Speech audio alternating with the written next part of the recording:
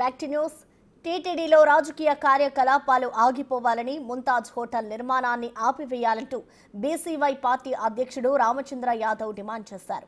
స్వామి శ్రీనివాసానంద సరస్వతి ఆధ్వర్యంలో అలిపిరి నుంచి నడక మార్గంలో స్వామివారి దర్శనానికి వెళ్లారు. అనుమతి లేకుండా 500 మందితో ఏ విధంగా ర్యాలీ చేస్తారంటూ పోలీసులు రామచంద్ర యాదవ్తో పాటు శ్రీనివాస్ అనంత సరస్వతికి నోటీసులు జారీ చేశారు.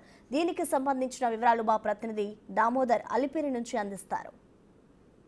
ప్రక్షాళన చేయాలి. ముఖ్యంగా తిరుమలలో గతంలో కల్తీ నెయ్యి ఇష్యూ జరిగింది. ఈ నేపథ్యంలో భవిష్యత్తులో ఇలాంటి కల్తీ నెయ్యి జరగకుండా టీటీడీనే గోశాల నిర్వహించాలి. అదేవిధంగా రాజకీయ కార్యకలాపాలు తిరుమలలో జరగకుండా చర్యలు తీసుకోవాలనే డిమాండ్తో అలిపిరి నుంచి పాదయాత్రగా బీసీవై పార్టీ వ్యవస్థాపకుడు రామచంద్ర యాదవ్ నడిచి వెళ్తున్నాడు.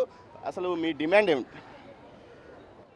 తిరుమల పాదాల చెంత అలిపిరి దగ్గర ఉన్న భూములు ఏవైతే ఉన్నాయో వాటిని జీవో నంబర్ 24 ద్వారా ముంతాజ్ హోటల్స్ అంటూ ఒక ప్రైవేటు హోటల్స్ కట్టబెట్టే ప్రయత్నము ప్రభుత్వం చేశారు.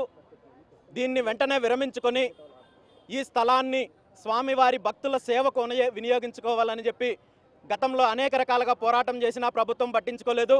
అదేవిధంగా టీటీడీ ఆధ్వర్యంలో సొంతంగా డైరీ ఏర్పాటు చేయాలని చెప్పి, తిరుమలలో జరుగుతున్న అపచారాలకు శాశ్వత పరిష్కారం ఇవ్వాలని చెప్పి, సామాన్య భక్తులకు స్వామివారి భక్తుల దర్శనం కల్పించే ఏర్పాట్లు చేయాలని చెప్పి ఎన్ని పోరాటాలు చేసినా ప్రభుత్వం కానీ టీటీడీ పాలక మండలి కానీ స్పందించలేదు. కాబట్టే ఈరోజు నేరుగా ఈ సమస్యలపైన స్వామివారికి విన్నవించుకోవడానికి శాంతియుతంగా పాదయాత్ర ద్వారా ఈరోజు రాష్ట్ర నలుమూలల నుండి విచ్చేసిన స్వామీజీలు, ఇతర రాష్ట్రాల నుండి విచ్చేసిన స్వామీజీలతో కలిసి, స్వామివారి భక్తులతో కలిసి తిరుమలకు పాదయాత్రగా బయలుదేరి స్వామికి విన్నవించే కార్యక్రమం మొదలుపెట్టాము. సార్, ఇంకో